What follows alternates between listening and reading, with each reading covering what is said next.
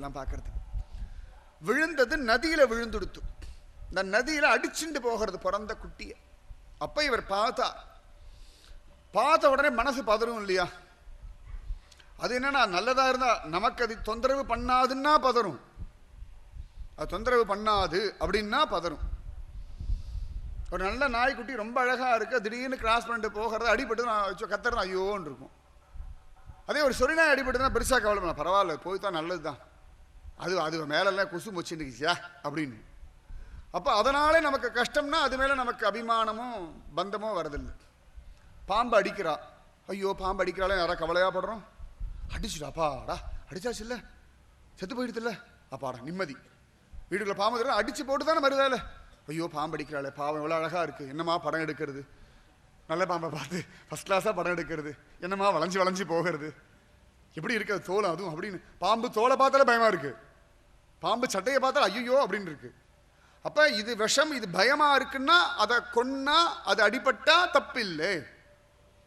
இதே ஒன்று அழகு நம்ம அபிப்பிராயப்பட்டோம்னா அது அடிச்சுட்டு போகிறதுன்னா கவலைப்படுறோம். சின்ன சின்ன கொசுவெல்லாம் உட்காரும், அதை அடிப்போம், ஐயோ பாவம் குஞ்சு கொசு, பட்டு கொசு, பாவம் செல்லமா இருக்கே, சமத்தா இருக்கே, அடிக்கிறோம்னா தோன்றது கொசு அடி முதல்ல, அவ்வளோதான். அடிச்சோன்னா சந்தோஷம். அது சின்ன குழந்தை தானே, சின்ன குழந்தை கொசு தானே, நம்ம பார்த்து குழந்தை மாதிரி தான் அதுவும் தோன்றதா இல்லையே. அந்த மாதிரி இவருக்கு அந்த மான் மேல ஒரு அபிமானம். சரி, காப்பாத்திட்டார். நியாயம், எந்த ஒரு ஜீவராசியையும் காப்பாற்றணும், இது மனுஷனுடைய தர்மம். மான் குட்டியை காப்பாத்திட்டார். தாய் மான் இறந்து போயிடுத்து. இவர் சும்மா விட்டுருக்கலாம், விட்டுருந்தா அதோட இனத்தை ஆட்களை வந்து காப்பாத்திடுவோம், அவ்வளவுதானே. இப்போ கண்ணெதிர்க்கே பார்க்குறோம், சில சமயங்களில் அம்மாவை அடிக்கும். நான் ஒரு வீடியோவே பார்த்தேன் ஃபேஸ்புக்லேயோ யூடியூப்லேயோ. ஒரு சிறுத்தை அடிச்சுடுத்து, ஒரு குரங்க அடிச்சுடுத்து கொண்டுடுத்து. பார்த்தா அதோட கட்டின்னு ஒரு குஞ்சு குரங்கு. இந்த சிறுத்தைக்கு மனசு கேட்கல, சிறுத்தை மாமிசம் தானே சாப்பிடும், அது மனசு கேட்கல.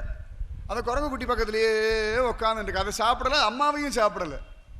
இது அடிச்சுடுத்து ஏதோ கோபத்தில். ஆனால் அந்த குரங்கு குட்டியை பார்த்து அதனுடைய துக்கத்தை பார்த்து ஒரு மாமிசம் சாப்பிடக்கூடிய அந்த சிறுத்தை இந்த குரங்கு குட்டி பக்கத்தில் தேமேன்னு உட்காந்து தடவி கொடுத்துட்டு இருக்கு. உண்மையாக நான் வீடியோவில் பார்த்தேன். இது அடிச்சது, இதுதான் அடிச்சிருக்கு. ஆனால் ஐயோ குழந்தை இருக்கு அடிச்சுட்டோமே அப்படின்னு. அப்போ அதுக்கு இருக்குன்னா அவருடைய இனம் காப்பாற்றும் இல்லையா? தெய்வம் எங்கே இருந்தாலும் இருக்கு. இவர் பார்த்தார், சரி இதுக்கு நல்லது பண்ணுவோம்னு சொல்லி அதை தண்ணியிலேருந்து எடுத்து தொடச்சி விட்டு எல்லாம் பண்ணிட்டு இருந்தா. அப்புறம் கொஞ்சம் கொஞ்சமாக அது ஒன்றும் தெரியாதே அப்படின்னு சொல்லி அது மேலே ஒரு அபிமானம் வச்சுட்டார்கள். நம்ம அப்படிதான் பல பேருக்கு மாட்டிக்கிறோம். அந்த காப்பாற்றுறது, கருணையை காட்டுறதுலாம் தப்பில்லை. ஒரு எல்லைக்கு மேலே நம்மளை அதை இழக்கிறோம் பாருங்க, அங்கே தான் பிரச்சனை. அந்த மான்குட்டி எப்படி வளர்க்க ஆரம்பிச்சுட்டார், கொஞ்சம் கொஞ்சமாக ஹரிய மறந்துட்டார். டிவியில் ஒரு சீரியல் தானே பார்க்குறேன் அப்படின்னு ஆரம்பிப்பா. அப்புறம் யாராவது ஒருத்தர் சொல்லுவோம், அந்த சீரியல் பார்க்கல ரொம்ப நல்லா இருக்கு தெரியுமா, ரைட்டே பாரு, அவ்வளோதான். இந்த சிங்கர் ப்ரோக்ராம் நல்லா இருக்கு, அந்த சிங்கர் ப்ரோக்ராம் நல்லா இருக்கு, அது பாரு சூப்பராக இருக்கும் அப்படின்னா ரைட் பாரு. அப்போ அவாவா சொல்றதை கேட்டு கேட்டு கேட்டு கேட்டு கேட்டு அபிமானம். கடைசியில் இழக்கிறது நேரம். அரை மணி நேரம் நான் டிவி பார்ப்பேன், யாரும் டிஸ்டர்ப் பண்ணக்கூடாது அப்படின்பா. அப்புறம் சொல்லுவா, பூஜை பண்ணுறது நேரமே இல்லைன்னா. அந்த அரை மணி நேரம் டிவி பார்க்காம பூஜை பண்ண வேணா வீட்டுக்காரர் சொன்னாரா? நீங்கள் அரை மணி நேரம் டிவி பார்க்கும்போது எப்போ பார்த்தாலும் டிவி பார்த்தாலும் வீட்டுக்காரர் திட்டுவார், நியாயம். அந்த அரை மணி நேரம் டிவி பார்க்காம பூஜை பண்ணால் யாராவது திட்ட போகிறாளா? அப்படியும் திட்டுறாளா? ராத்திரி மானசீகமாக பூஜை பண்ணுங்க. அப்போ யார் மனசுக்குள்ளே பூஜை பண்ணலாமே, மனசுக்குள்ளே பூஜை பண்ணுறதுக்கு ஒன்றும் யாருடைய அனுமதியும் அவசியம் இல்லையே. சமையல் பண்ணும் பொழுது சாதம் வெந்திருக்கும் போது அப்படியே திருப்பதி பெருமாளே உனக்கு சமர்ப்பணம் அப்படின்னு சொல்லாமே. குழம்பு ஸ்ரீரங்கநாதனுக்கு, ரசம் மோர் எல்லாம் அப்படியே மானசீகமாக பாண்டவங்களுக்கு அப்படியே கொடுக்கலாமே. யாரா வேண்டான்னு சொல்ல போகிறாளா? இது யாரா தடை பண்ண முடியுமா? கணவனோ மனைவியோ பந்துக்களோ இல்லையே. பூஜை பண்ணுறது தனியாக நேரமே வேண்டாம், தனியாக நேரமே வேண்டாம். இந்த சமையல் காய் நறுக்கும் பொழுது நான் பாண்டரங்கன் கோவிலில் பாண்டரங்கனுக்காக இந்த காயை நறுக்கிறேன், பூரி ஜெகநாதன் கோவிலில் ஜெகநாதனுக்காக தேங்காய் துருவறேன். இது என்ன கஷ்டம் இருக்கு? மனசு மனசு மனசு, உங்க மனசு, உங்க வாழ்க்கை, உங்க நேரம், வேற யாருமே எதுவுமே வேண்டாம், சரியா?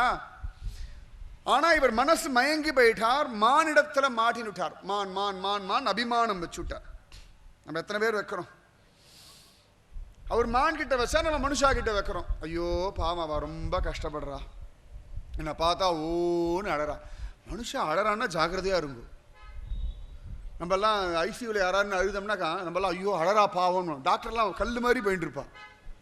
நம்ம கோபமாக வரும், டாக்டர் இவ்வளோ பேர் அழறாளே, மனுஷன் எதானே சொல்கிறாரோ, நர்ஸு கண்டுக்கிறாள், அவளுக்கு தெரியும் எல்லாம் இப்படி தான் அழும். அவள் உண்மையாக அழறாளா, போகிறதுக்கு அழறாளா, வரத்துக்கு அழறாளா, அவளுக்கு தான் வெளிச்சம். உண்மைதானே? உண்மைதானே? இல்லாட்டி மற்றவ யாரும் தப்பல தப்பாக நினச்சிட கூட ஒரு அழுகை உண்டு, அது உண்டு. எனக்கு தெரிஞ்ச ஒரு பாட்டி தவறி போயிட்டா. அவளோட அந்த 10 காரியத்துக்கு நான் போயிருந்தேன், எனக்கு வேண்டப்பட்ட பாட்டின்னு. எல்லாரும் அது வரைக்கும் உட்காந்து நல்லா அரட்டை அடிச்சுலாம் பேசிகிட்டு இருந்தா சௌக்கியமாக. ஊர் கதை, உலகத்து கதை ரொம்ப நாள் பார்த்து அப்படியே அன்பு பரிமாறி, ஓ மொபைல் ஃபோனில் என்ன இருக்குது, வாட்ஸ்அப்பில் என்ன எல்லாம் பேசிகிட்டு இருந்தா. நான் ஜாலியாக வேடிக்கை பார்த்துட்டு இருந்தேன். அப்புறம் அந்த பூஜை பண்ணுறவர் கூப்பிட்டார், அந்த காரியம் பண்ணுறார், வாங்கோ கடைசியாக எல்லாரும். உடனே வீல் வீல் ஆட ஆரம்பிச்சுட்டான்.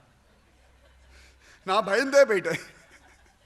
என் கூட அந்த என்னாச்சு, இவ்வளோ நல்லா தானே இருந்தா, இப்போ ஏன் அழறா? கதறி கதறி அழுதா.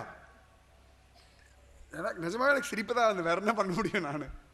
நான் போய் தனியாக சிரிச்சுட்டு வந்தேன், வேற என்ன பண்ண முடியும்? அப்போ அடுத்த வாழ்க்காக தானே, வேஷம் தானே, வேஷம் தானே, வேற என்ன? மற்றவர்கள் தன்னை தவறாக நினைச்சிடக்கூடாது. சில சமயங்களில் நிஜமாக அந்த இழப்பில் அழறவா அதுவும் உண்டு, அதை நான் வேஷம் சொல்ல மாட்டேன். இழப்பில் அழுகைன்னு ஒன்று உண்டு, அதுவும் ஒரு நாள் மாறிட்டு தானே போகிறது. எதுவுமே இழக்கலை, நம்ம எதையுமே அடையலை, நன்னா ஞாபகம் வச்சுக்கோங்க. கொடுத்தவனே பறித்து கொண்டாண்டி, அவ்வளோதான். அதுவாக வந்தது அதுவாக போச்சு, இதுதான் சத்தியம். நம்ம கூட இருக்கிறது தெய்வம் மட்டும்தான். ஒவ்வொரு இழப்பிலையும் ஒவ்வொரு நஷ்டத்துலையும் ஒன்றே ஒன்று தான் புரிஞ்சுக்க வேண்டியது, என் கூட கண்ணன் சாஸ்வதமாக இருக்கான், வேற யாரையும் நம்பக்கூடாது. நம்பக்கூடாதுன்னா இவ்வளோதான், இதுக்கு மேலே அவளால் முடியாது, அவ்வளோதான். ஆச்சரியம், இவர் மனசு மயங்கி போயிட்டார். நிறைய பேர் அழறா நம்மளை பார்த்து, உங்களை தான் நம்பியிருக்கேன் அப்படின்னா ரைட்டு, அவ பாரத்தை நம்ம தோளில் இறக்குறான்னு அர்த்தம். அழுது அழுது அழுது அழுது ஒரு 10 தடவை அவள் அழுகைக்கு விலை கொடுக்கல வச்சுக்கோங்களேன், உங்களை பார்த்து அழறதையே விட்டுடுவா. அடுத்த வாட்டி வேறு யாராவது அவளை பார்த்து உச்சு கொண்டா அவளை பார்த்து தான் அழுவா. இந்த குழந்தைகளே பாருங்க, யாராவது அவளை ஐயோ விழுந்துட்டியான்னு கேட்டால் அவளை பார்த்து தான் அழும், கேட்காத அவளை பார்த்து அழவே அழாது. இத்தனுண்டு குழந்தையா இருக்கும் பொழுதே நம்ம பாடம் படிச்சவா, நமக்கா தெரியாது யார்கிட்ட அழணும், எங்கே அழணும், எப்படி அழணும், யார்கிட்ட எந்த மாதிரி அழுதா காரியம் சாதிக்க முடியும் நமக்கா தெரியாது. நமக்கு தெரியும்னா நம்ம பெற்றதுக்கும் அப்படி தானே தெரியும். வேற ஒன்று போட்டால் சொர ஒன்றா முளைக்கும். நம்ம அப்பா அம்மா எப்படி அழுதாலும் அப்படி தான் நம்ம அழுதோம். அது மாதிரி தானே அவா தாத்தா பாட்டி அழுதா.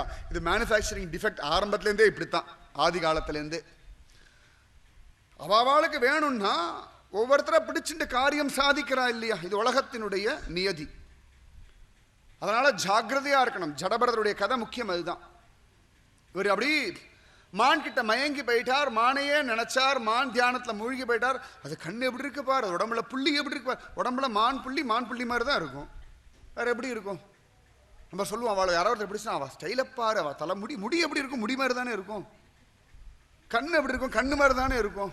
அவள் காதப்பாரு, மூக்கு எதுக்கு இருக்கு, உள்ள மூச்சு இழுத்து விடுறதுக்கு. மூக்கு எப்படி இருக்கும், எல்லாருக்கும் ஒரு முக்கோணமாக இருக்கும், 2 ஓட்டம் இருக்கும், இவ்வளோ தானே இருக்கும். வேற என்ன இருக்க போகிறது மூக்கில் ஸ்பெஷலாக, வேற என்ன இருக்கு சொல்லுங்க? காதை பாருன்னா அது இப்படி ஒரு மாதிரி இருக்கும், நடுவில் 2 ஓட்டம் இருக்கும், இவ்வளோ தானே. இதுக்கு மேலே வேற என்ன இருக்கு? தலைமுடி எப்படி இருக்கு பாரு, எல்லாம் அதே பேனு, ஈரு, வேர்வை, அழுக்க, நாத்தம், ஷாம்பு, இவ்வளோ தான். இதுக்கு மேலே வேற என்ன இருக்கு? நக்கீரனே சொல்லிட்டார், ஒன்று யாருக்கும் இயற்கையில் கூந்தலில் மனம் இல்லை, உமை வரைக்கும் இல்லைன்னு விட்டார், உமாதேவிக்கே இல்லைன்னு விட்டார். அப்புறம் அல்பத்துக்கு எல்லாம் உண்டா? அவ்வளோதான். கண்ணப்பாரு, முக்கப்பாரு, முத்தப்பாரு, ஒன்றும் இல்லை, எல்லாம் இவ்வளோதான். பல்லு பாரு, 4 நாள் தேய்க்காம பல்ல பாருங்க, அப்போ தெரியும். தேய்ச்ச பல்ல பார்த்துருக்கேன், தேய்க்காம ஒருத்தர் அப்படின்னா அப்படின்னு. இவ்வளவுதான், இவ்வளவுதான், இவ்வளவுதான். நமக்கு அபிமானம் இருப்பதனாலே அது அழகு மாதிரி தெரியறது. நமக்கு அது மேல ஒரு அபிமானம், ஒரு கவர்ச்சி, அதனால அது அழகு, அவ்வளவுதான். நிறைய பேருக்கு மதுரைன்னா மல்லிகைப்பூ வாங்கி வச்சுன்னா ஆசை உண்டு. மதுரை மல்லி எப்படி இருக்குன்னு சில பேர் சொல்ல, ஐயோ அந்த மல்லி நாத்தம், என்கிட்ட ஒருத்தர் சொன்னா மதுரைக்கு போயிருக்கேன், ஐயோ அந்த ஊருக்கே நான் போகமாட்டேன்னா. ஏன்னா அந்த மதுரை மல்லி நாத்தம் தாங்காதுன்னா முதல் தடவையா என்கிட்ட. மல்லி நாத்தம் அப்படின்னா அப்படியும் உண்டு. உலகமே கொண்டாடுற மதுரை மல்லியா, ஐயோ அந்த ஊருக்கு போனாலே நாரி தொலையும் என்கிட்ட. எப்படி இருக்கும் யோசனை பண்ணி பாருங்க. அப்ப அவளுக்கு அது அபிமானம் இல்லை, அதனால அது அழகா தெரியல. ஒருத்தர் கிட்ட விளையாட்டா அன்னைக்கு பேசினேன் எங்கேயோ. ஒருத்தர் சொன்னார் மல்லிப்பூ மாதிரி இட்லி இருக்கும். ஒருத்தர் கேட்டார் அவ்வளவு சின்னதாவா இருக்கும்? மல்லிப்பூனா வெள்ளையா இருக்கும்னு அர்த்தம். அவர் கேட்டு ரொம்ப சீரியஸா அத்தனூண்டு இட்லியான்னு விட்டார். உலகம் அவாவாளுடைய அபிமானத்துக்கு தகுந்த மாதிரி அர்த்தம் மாறுறது. இவர் மான் மேல வச்ச அபிமானத்தினாலே இந்த மான் அழகு மாதிரி ஒரு எல்லாம் புள்ளிமானம் அப்படித்தானே இருக்கும். நீங்க புள்ளிமானில் வித்தியாசம் கண்டுபிடிச்சிட முடியுமா? வரி குதிரை வித்தியாசம் கண்டுபிடிச்சிட முடியும்? அவரோட தாய்க்கு வேணா தெரியும், மற்றவாளுக்கு தெரியுமா? ஒன்றும் கிடையாது. ரசிச்சு ரசிச்சு ரசிச்சு ஹரியுடைய ரசனையை விட்டுட்டார். நம்ம வாழ்க்கையில் நிறைய ரசிக்க ஆரம்பிச்சுட்டோம். ரசிக்க வேண்டியதான ஹரியை விட்டுட்டோம். ரசிக்க வேண்டியதான பகவான் அல்லவா ரசிக்கணும். கோவில் போய் பகவானை ரசிக்கிறோம், பக்கத்தில் வரவாளை ரசிக்கிறோம், அவள் போட்டு ட்ரெஸ்ஸை ரசிக்கிறோம். ஆச்சரியமா.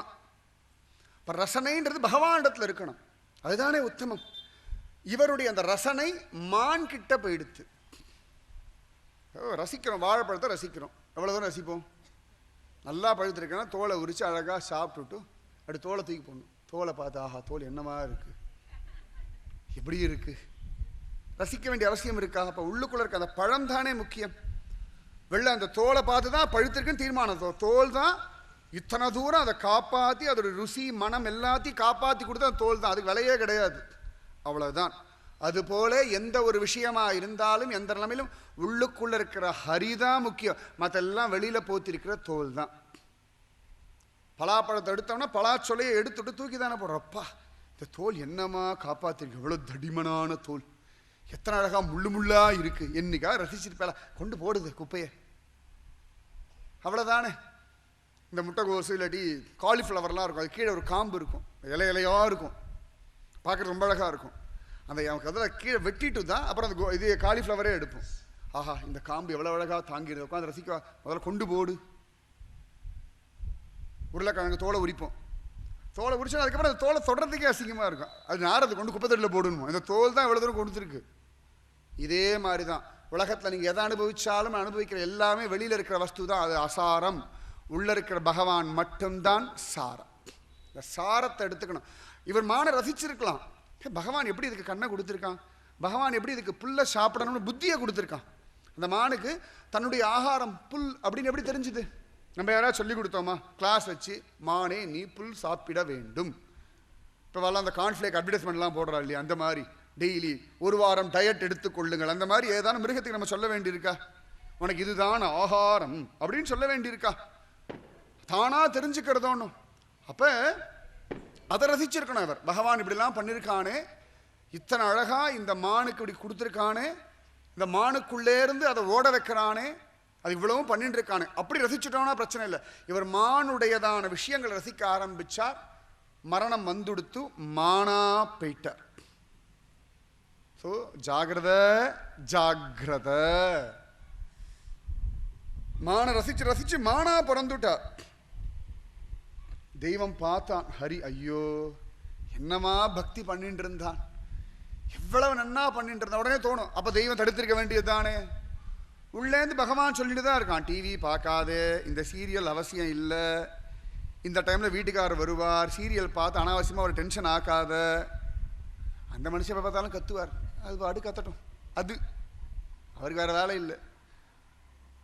பல விஷயங்கள் நமக்கு நன்னா தெரியும், இது வேண்டாம் இது பண்ணாதேன்னா ஒரு பிடிவாதம் உண்டு நமக்கு. அதை பண்ணிட்டு எனக்கு அப்பயே தெரியும் சண்டை வரும். இது பெரிய ஞான திருஷ்டியா?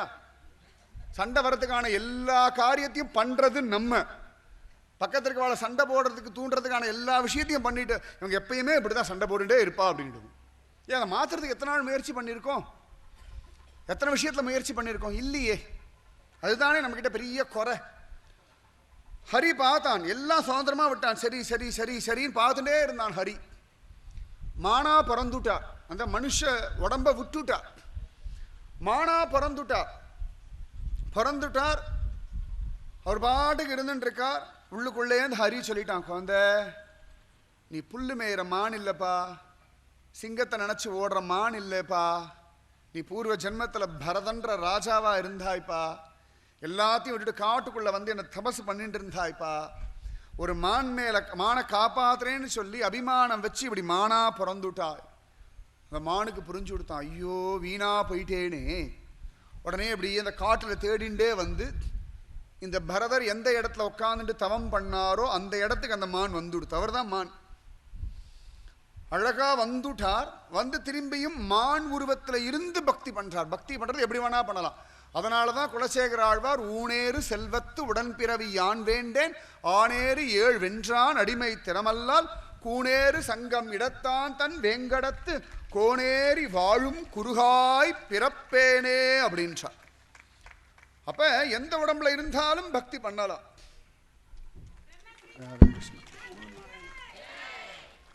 அப்ப பக்தி பண்றதுக்கு இந்த உடல் தான் முக்கியம் இல்லை. சரியா? ஆதிநாதர் கோவிலில் யானை இருக்கு, நம்ம திருக்கோளூர்ல யானை இருக்கு, ஸ்ரீரங்கத்தில் ஆண்டாள் அந்த யானை பேரு. என்ன அழகா பக்தி பண்றது. குருவாயூர் கேசவன் ஒரு யானை இருந்தது. அந்த யானை அவ்வளவு அழகா பக்தி பண்ணி ஏகாதசி அன்னைக்கு விரதம் இருக்கும். குருவாயூரப்பனை தவிர யாரையும் தன் தோள் மேலே ஏற்ற விடாது. ஒரு ஏகாதசி பொழுது நம்ம திருக்குறுங்குடியில் கைசிக ஏகாதசி இல்லையா, அன்னைக்கு தான் குருவாயூர் ஏகாதசி. இந்த ஏகாதசி அன்னைக்கு சந்நிதி முன்னாடி வந்து நின்று பகவானை தொழுது தலையை கீழே வச்சு பகவானை பார்த்து ஒரு பிளிரி அப்படியே கீழே விழுந்தது, மோட்சம் அடைஞ்சுடுத்து. அந்த மாதிரி இவர் மானா இருந்து பக்தி பண்றார். மானா இருந்து பக்தி பண்றார் ஜோரா. அப்படியே பண்ணி அடுத்த ஜென்மா திரும்பியும் பிறக்கிறார். உடனே கிடைச்சுடுத்து. சாதாரணமா நம்ம ஒரு பிறவிலேருந்து கீழே இறங்கிட்டோம் வச்சுக்கோங்களேன், உடனே மனுஷ ஜென்மா கிடைக்காது. திரும்பியும் அந்த 84 லட்சம் சுற்றி அடிக்கணும். மொத்தம் 84 லட்சம் பிறவிகள் உண்டு. அதில் ஒன்று தான் மனுஷ ஜென்மா. அது ஹையஸ்ட் பிறவி மனுஷ ஜென்மா. 84 லட்சத்தோ பிறவிகளில் ஓரறிவு, ஈரறிவு, 3 அறிவு, 4 அறிவு, 5 அறிவு, 6 அறிவு, ஈ, கொசு, புழு, இந்த மாதிரி நிறைய உண்டு. இந்த நெருப்பு கோழி உண்டு, ஆஸ்ட்ரிச் சொல்லுவா பார்த்தாளா, அதுக்கு மூளை ரொம்ப சிறுசு. அவரோட கண்ணு சைஸுக்கு தான் மூளையே இருக்கும். அது ரொம்பலாம் யோசிக்காது. யானை உடம்பு அவ்வளோ பெருசு, மூளையே கிடையாது. பாவப்பட்ட ஒரு பிராணி அதுதான். இத்தினோண்டு ஒரு கொம்பை வச்சுட்டு போயிடுவான் பாகன். அது தன்னை விட பலமுடையதுன்னு தேவையே நின்றுட்டு இருக்கும். இது யானை பாகனே எடுத்து கீழே போட்டு மிதிக்கக்கூடிய பலம் உண்டு. அவன் இத்தினோண்டு ஒரு கொம்பு அது கால் கீழே இப்படி வச்சிருப்பான். அந்த கால் கீழே வச்சுட்டானா அதை நகர்த்தாது இந்த கால். ஒட்டகம் கதை ஒன்று சொல்லுவா. ஒட்டகத்தை டெய்லி கட்டி போட்டு பழக்கமாகிடும். ஒரு சந்தர்ப்பத்தில் ஒருத்தன் பாலைவனத்துக்கு போகிறான். அன்றைக்கி ஒட்டகத்தோட கயிறு எடுத்துன்னு போக மறந்து போயிட்டான். ரொம்ப பயப்படுறான் வியாபாரி. அப்போ கூட அந்த ஒரு வயசானவர் சொன்னார், கவலையே படாத, எப்பயும் நீ ஒட்டகத்தை கட்டுற மாதிரி அதே மாதிரி பண்ணு. கயிறு இல்லையா, கயிறே வேண்டாம், நீ சும்மா பாவலா பண்ணிடான்னுட்டார். உடனே இவனு அதே கயிறு எடுத்து கட்டுற மாதிரி எல்லாம் பண்ணி அழகாக வச்சுட்டான். காத்தால எழுந்து பார்த்தா ஒட்டகம் அங்கேயே உட்காந்துட்டு இருக்கு. அவன் கேட்டான் பெரியவர்கிட்ட, எப்படின்னா? அதுக்கு அப்படி பழகி போச்சு. நீ கையெல்லாம் இப்படி பண்ணால் கட்டி போட நினச்சுட்டு இருக்கு. அதனால் நீ கயிறு இல்லாமலேயே கட்டுப்பற்ற. இப்படித்தான் நம்மளை கட்டி போட்டு இருக்கோம். நன்னா ஞாபகம் வச்சுக்கோங்க. உங்களை நீங்களே தான் கட்டி போட்டு வச்சிருக்க.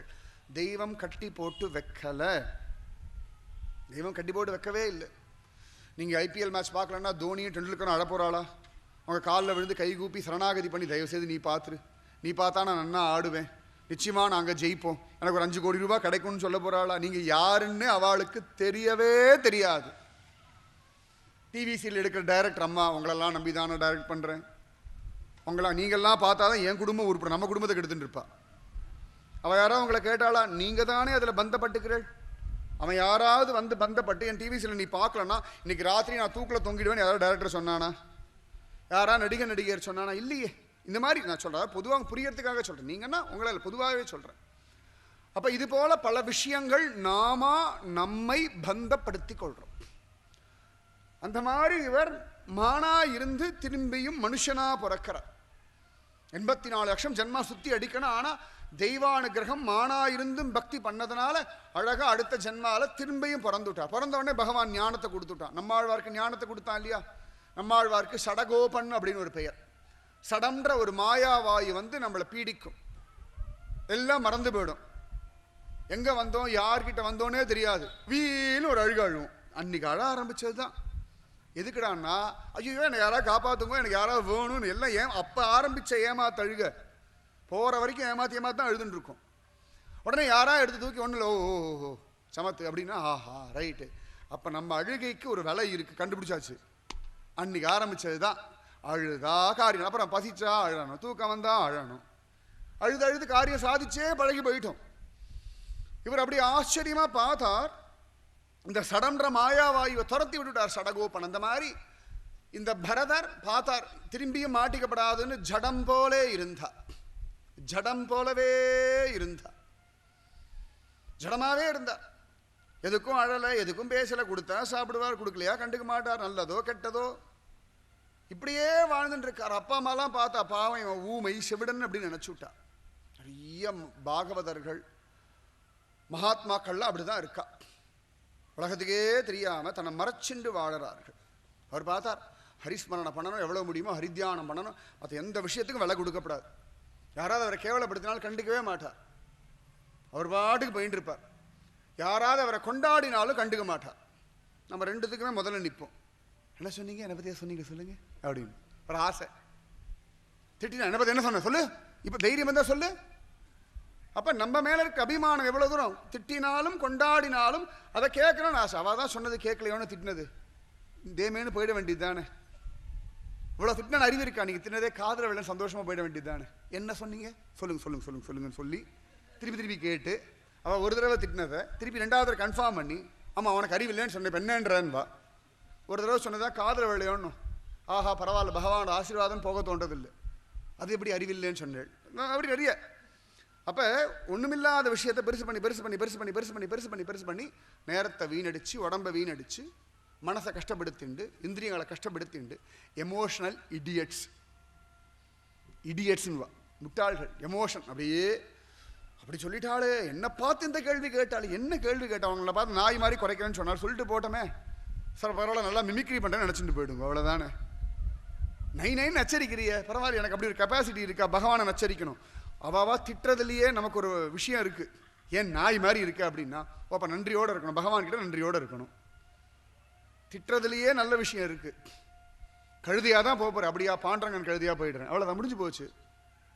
எருமையா போ அப்படின்னா சரி கிருஷ்ணன் மேய்க்கட்டும், அவ்வளோதானே. எருமையா போனால் கிருஷ்ணன் மேய்க்கட்டுமே. உருப்படவே மாட்டேன். சந்தோஷம் என்கிட்ட ஒருத்தர் மந்திராலயத்தில் சொன்னார், ஏதோ கேட்டிருந்தார், நான் சொல்லிகிட்டே இருந்தேன், இல்லை பகவான் பார்த்துப்பான், நீங்களாம் உருப்படவே மாட்டேன்னா ரொம்ப சந்தோஷம் அப்படின்னு. என்ன இப்படி சொல்லிட்டேன்னார், உருப்படலைன்னா ராகவேந்திரன் உருப்பட வச்சிருவார். ராகவேந்திர கிருபை கன்ஃபார்மாக எனக்கு கிடைக்க போகிறதுன்னு. ஏன்னா நீங்கள் உருப்பட மாட்டேன்னு சொல்லிட்டே இல்லையா. யாரா உருப்பட மாட்டேன்னு சொன்னால் ராகவேந்திரக்கு மனசு கேட்காது, ஐயோ உருப்படணுமே ஆசீர்வாதம் பண்ணுவார், ரொம்ப சந்தோஷம் எனக்கு ஒரு பெரிய ஆசீர்வாதம் பண்ணேள் அப்படின்ட்டு. உண்மை அதுதான். நம்ம அந்த ஒரு விஷயத்தை எப்படி எடுத்துக்கிறோம் நம்ம கிட்ட தான் இருக்கு. அவள் மரியாதை கொடுக்கறதுனால மரியாதை கொடுக்குறான்னு அர்த்தமே இல்லை. நன்னா ஞாபகம் வச்சுக்கோங்க. ஆஹா உங்களை போல உண்டா அப்படின்வா, பின்னாடி அது ஒரு லூசு அப்படின்வா. அவள் பின்னாடி சொல்றதுதான் உண்மை, நம்ம நேர எதிர்க்க சொல்றது உண்மையே கிடையாது உலகத்தில். நன்னா ஞாபகம் வச்சுக்கோங்க. நான் பல வருஷமா பொது வாழ்க்கையில் இருக்கிறதுனால எனக்கு தெரியும், பொது வாழ்க்கையில் இருக்கிறதுனால எனக்கு தெரியும். நேர ஒருத்தருடைய முகம் வேற. நிஜமாவே எல்லாருமே ஒரு முகமுடி போட்டுட்டு தான் வாழறோம். முகமுடி இல்லாமல் நம்ம யாரும் யாரோடையும் பழகிறது இல்லை. நம்முடைய உண்மையான முகம் தெய்வத்துக்கு மட்டுமே தெரியும், தெய்வத்துக்கு மட்டும்தான் தெரியும், குருவுக்கு தெரியும். அது எல்லாமே நம்ம எல்லாரும் ஒரு முகமுடி போட்டுட்டு தான் இருக்கும். யாராவது ஒருத்தர் நம்மளை பார்த்து அவர் கோவமே படமாட்டான்னு சொல்லி வேற வழியே இல்லை, மெயின்டைன் பண்ணியே ஆகணும். கோவமே படமாட்டோம், அப்படியா எவ்வளோ வந்தாலும் அப்புறம் ஒவ்வொன்று அழுவா. எவ்வளோ கோவம் வருது தெரியுமா, மனசு துக்கம் நெஞ்சு அடைக்கிறது, சொல்லி சொல்லியே வாய் அடைச்சுட்டா அப்படின்னு. அப்போ நாம தான் நம்முடைய மனசை கெடுத்துக்கிறோம், வேற யாரும் இல்லை. அதனால் ஜடபரதர் தானாகவே எல்லார்கிட்டையும் பேச்சை குறைச்சார், எல்லார்கிட்டையும் பழகிறத குறைச்சின்றார். யார் மேலேயும் வெறுப்பும் இல்லை விருப்பம் இல்லை, யார் மேலேயும் அவருக்கு எந்த விதமான துக்கமும் இல்லை, கவலையும் இல்லை, பயமும் இல்லை. ஒவ்வொருத்தர்கிட்ட நம்ம ஒவ்வொன்று கேட்கும் பொழுது அபிமானம் வைக்கும் பொழுது தான் அவள் பண்ணலை அப்படின்னா நமக்கு ஒரு துக்கம் வருது, அவள் பண்ணிட்டா நமக்கு ஒரு சந்தோஷம் வருது. பகவான் நிறைய பண்ணிட்டு இருக்கான். யார் மூலமாவது நமக்கு எதாவது நடக்கிறதுன்னு வச்சுக்கோங்களேன், அவள் உள்ளுக்குள்ளேருந்து பண்ணுறது தெய்வம். தெய்வம் சொல்லாமல் யாராவது நமக்கு நல்லது பண்ண முடியும்னு நினைக்கிறீங்களா? சத்தியமாக முடியாது. தெய்வத்தினுடைய பலம் இல்லாமல் காற்று கூட நம்ம மூக்குக்குள்ளே போக முடியாது. இப்போ மூச்சு இழுக்கிறோம், கார்பன் டை ஆக்சைடா ஆக்சிஜனா, இந்த பக்கம் ஆக்சிஜன் அப்படின்னு பண்ணுறோம் இல்லையே. நம்ம பாட்டுக்கு இழுக்கிறோம், கார்பன் டை ஆக்சைடா ஆக்சிஜனா பார்த்து பார்த்து இழுக்கணும், போயிட வேண்டியது தான். நம்ம பாட்டுக்கு மூச்சு விழறது இழுக்கிறோம், பரவாயில்ல எனக்கு வந்து நீ போய்க்கோங்க. மூச்சு இழுக்கணும், அவ்வளோதானே. அப்போ இந்த உள்ள இழுக்கும்பொழுது இது ஆக்சிஜன் வரணும்னு யார் முடிவு பண்ணுறா? பகவான் தானே. அப்போ எங்கேயோ இல்லை, இங்கே உங்கள் மூக்கு பக்கத்தில் இருந்துட்டு ஆக்சிஜனை உள்ளே தள்ளி விடுறான். எங்கேயோ இல்லை, இந்த நாக்கில் உட்காந்து ருச்சியை தெரிய வைக்கிறான். எங்கேயோ இல்லை, தொண்டைக்குள்ளே முழுங்குற நேரம் வயிற்றுக்குள்ளே போக வைக்கிறான். எங்கேயோ இல்லை, காது பக்கத்தில் சத்தம் வருது இல்லையா, இந்த காது இங்கே வந்துக்கே சத்தம் என்கிட்டேருந்து வந்து கேட்கல, உங்கள் காது பக்கத்தில் இப்படி கிருஷ்ணன் உட்காந்துருக்கான், அந்த சத்தத்தை பிடிச்சி எடுத்து உள்ளே விடுறான் காதுக்குள்ளே. அப்படி இங்கே உட்காந்துட்டு இருக்கான். நீங்கள் பேசும்போது நாக்கை பெரட்டுறான், அவன் தான் இப்படி அப்படி பெரட்டி விடுறான். ஆ அப்படின்னா ஆ கிருஷ்ணா பெரட்டுறான், நாக்கை பெரட்டுறான், விட்டல். அப்போ கோபத்தில் அது தானே நடக்கிறது. பகவான் பண்ணிட்டு இருக்கான், அவன் அந்த நாக்கை பெரட்டுற வேலையை அவன் பண்ணுறான், உபயோகப்படுத்திக்க வேண்டியது உங்கள் பொறுப்பு. அப்போ தெய்வம் கூட இருந்து எல்லாம் பண்ணிட்டு இருக்கு, சரியா? அதை அனுபவிக்கணும். அதனால மற்றவர்கள் கொண்டாடுறதோ, மற்றவர்கள் கேவலப்படுத்துறதோ, நம்மளை தப்பா நினைக்கிறதோ எதுவா இருந்தாலும் தெய்வத்துக்கிட்ட ஒப்படைச்சிருங்க. அகல்யா தேவி அவ சரியில்லைன்னு அவ வீட்டுக்காரே சாபம் கொடுத்துட்டு போயிட்டார். அவ எதிர்த்து வாதாடலை, புலம்பலை, அழலை, ராமநாமத்தை ஜெபிக்க ஆரம்பிச்சுட்டா. ராமநாமத்தை ஜெபிச்சா ராமன் தேடிண்டு அவ எந்த இடத்துல கல்லா இருந்தாலோ அங்க வந்து தன்னுடைய பாதத்தை வச்சு அவள் பத்திவரதைன்னு பகவான் நிரூபணம் பண்ணான், சரியா? நீங்க ஒவ்வொருத்தர்கிட்டையும் உங்களை நிரூபணம் பண்ணணும்னு ஆசைப்பட்ட எல்லாம் பைத்தியம் பிடிச்சிடும். ஏன்னா ஒவ்வொருத்தரும் அவ எதிர்பார்க்குற மாதிரி நீங்க வாழணும்னு ஆசைப்படுறா. நடக்குமா? கொசுக்கு ரொம்ப ஆசை, அது கடிக்கும் போது நம்ம அடிக்கவே கூடாது, முடியுமா? நாய்க்கு ரொம்பவே ஆசை, அது துரத்தும் போது நம்ம ஓடணும்னு முடியுமா? ஒவ்வொருத்தருக்கும் ஒவ்வொரு ஆசை, இல்லாத ஆசைப்படி வாழ முடியுமா? நமக்குன்னு ஒரு வாழ்க்கை இருக்கு. அதனாலே ஜடபரதர் கவலைப்படலை. இந்த உலகம் இவ்வளவுதான், இந்த மனிதர்கள் இவ்வளவுதான், இவாளுடைய பலம் இவ்வளவுதான்னு தீர்மானம் பண்ணி வச்சுட்டேன்னா போதும். ஒரு நிதானம், வெறுக்கக்கூடாது யாரையுமே. இன்னைக்கு இப்படி இருக்கால, நாளைக்கு அவளே மாறலாம். இன்னைக்கு நல்லா இருக்கவா நாளைக்கும் மாறலாம், எப்படி வேணா இருக்கும். காலப்போக்கில் எல்லாமே மாறும். தெய்வத்தை நம்பினோம்னா எல்லாம் அழகாக நடக்கும். இதுக்கு தான் அவ்வளோ தூரம் சொல்லிட்டு இருக்கேன். இவா சரியில்லை அப்படின்னு வெறுத்து ஒதுக்கவும் வேண்டாம், இவா ரொம்ப ஜோர் அப்படின்னு கொண்டாடவும் வேண்டாம். சரி, இன்னைக்கு ஒழுங்கா இருக்காளா, நல்லது, அவ்வளோதான். திடீர்னு காய்கறி விலை ரொம்ப விலை விற்கிறது, நடுவில் வெங்காயம் எல்லாம் 100 ரூபா கிலோ விற்றுது. 100 ரூபா விற்கிற இடம் வேண்டாம் போ அப்படின்னு ஒதுக்கி தள்ளிங்க இல்லையா? விலை குறைஞ்சோன்னு தானே வாங்க வந்தது இல்லையா? அவ்வளோதான். 100 ரூபா கிலோ ஏடுது. இனிமேல் வாழ்க்கையில் சத்தியமாக வெங்காயத்தையே தொடமாட்டேன்னு யாராவது சபதமாக பண்ணு, ஒன்றும் கிடையாது. தங்க விலை ஏறுது, இனிமேல் என் வாழ்க்கையில் தங்கத்தை வாங்கினா கேளு. யாரா ஒரு பெண் சொல்லட்டும், நான் உபன்யாசத்தையே விட்டுருவேன். சத்தியமாக என்னாலையும் முடியாது, அவளாலையும் முடியாது, முடியாது இல்லையா? இவ்வளவுதான். அப்ப நம்முடைய சுபாவம் எல்லாம் பகவானுக்கு நன்னா தெரியறது. அப்ப இவ்வளவுதான். அதனாலதான் ஜடபரதர் ஏன் நிம்மதியா இருக்க முடியும் அப்படின்னா, அவர் பாட்டுக்கு சரி இந்த மனிதர்கள் இவ்வளவுதான் அப்படின்ற ஒரு நிதானம். வீட்டில் ஃபேனை வச்சுட்டு எனக்கு ஏசி மாதிரி காத்து வரலைன்னா வருமா? ஏசி மிஷின் போட்டால் தான் காத்து வரும். டிவி ரிப்பேராக இருக்குது, ஏசிலேயே அப்படி டிவி தெரிஞ்சால் நல்லா இருக்குமே, நடக்குமா? ஏசி அது சில்லுன்னு, அவ்வளோதான். ஃப்ரிட்ஜில் எதை வச்சாலும் கெட்டு போகாது, மனசை கொண்டு வைக்க முடியுமா? மனசை கொண்டு பத்திரமா வச்சா கெட்டு போகாமல் இருக்கும். மனசு ரொம்ப வயிற்றுச்சலாக இருக்குது, வயிற்றை கொண்டு ஃப்ரிட்ஜில் வச்சு சில்லு சில்லு சில்லுன்னு ஆக்க முடியுமா? முடியாது இல்லையா? அதுக்கு இவ்வளோதான் திறமை. அதுபோல் மனிதர்களுக்கு இவ்வளவுதான் பலம், பகவானுக்கு தான் பூரணமான பலம். அப்போ ஜடபரதர் தேமேன்னு இருந்தார். என்ன கிடைக்கிறதோ இன்னைக்கு தெய்வம் கொடுத்தது சாப்பிட்டார். யாராவது திட்டினா சரி திட்டுறா, அவளுக்கு ஏதோ கோபம், நம்மளாலே ஆக வேண்டிய காரியம் நடக்கலை, இல்லாட்டி நம்முடைய முறைகள் அவளுக்கு பிடிக்கலை, இவ்வளோதானே காரணம். வேற என்ன? நம்மளை திட்டுறதுக்குனே யாராவது அவதாரம் பண்ண போகிறாளான்னு? நம்மளை திட்டுறதே ஒரு வாழ்க்கையின் லட்சியம். உன்னை திட்டியே அதான் என் வாழ்க்கையின் சந்தோஷம் யாராவது இருப்பாளா?